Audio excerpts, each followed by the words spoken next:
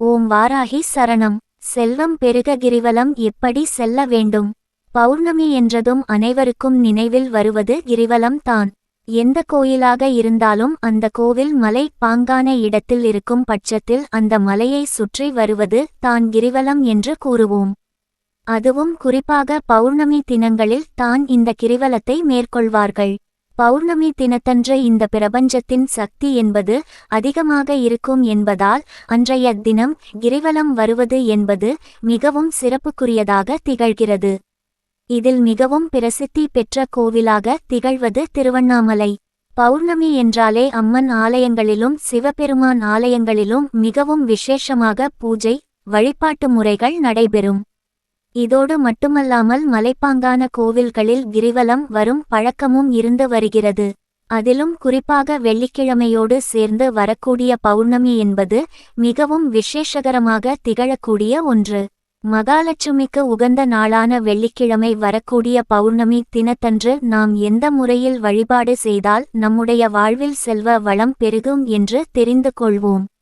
பொதுவாக பலரும் பௌர்ணமி தினத்தன்று அருகில் இருக்கும் அம்மன் ஆலயத்திற்கு செல்வார்கள் அல்லது இரவு நேரத்தில் கிரிவலம் செல்வார்கள்.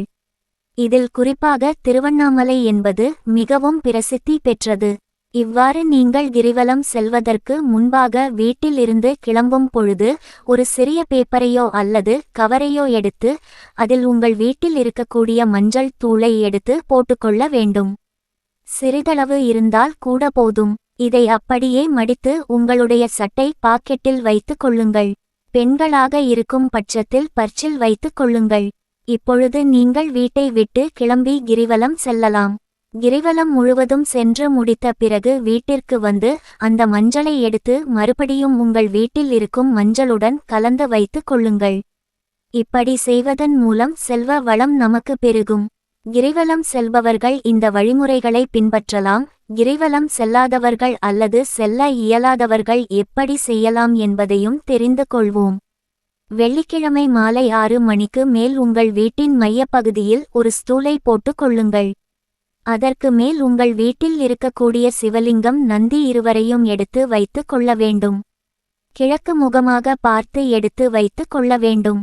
அப்படி சிவலிங்கம் இல்லாத பட்சத்தில் சிவபெருமானின் படம் இருந்தால் அந்த படத்தை எடுத்து வைத்து கொள்ளலாம். பிறகு உங்கள் கையில் உங்கள் வீட்டில் இருக்கக்கூடிய மஞ்சள் துரை எடுத்துக்கொண்டு சிவபெருமானை 11 முறை வலம் வர வேண்டும். இப்படி வலம் வந்த பிறகு அந்த மஞ்சளை மறுபடியும் திருப்பி உங்கள் வீட்டில் இருக்கக்கூடிய மஞ்சள் உடன் சேர்த்து வைத்து கொள்ளுங்கள். இப்படி செய்வதன் மூலமும் செல்வ வளம் உயரும். கிரிவலம் செல்பவர்களாக இருந்தாலும் கிரிவலம் செல்லாதவர்களாக இருந்தாலும் பௌர்ணமி தினத்தன்று இந்த முறையில் சிவபெருமானை வலம் வர உங்களுடைய வாழ்க்கையில் செல்வ வளம் பெருகும்.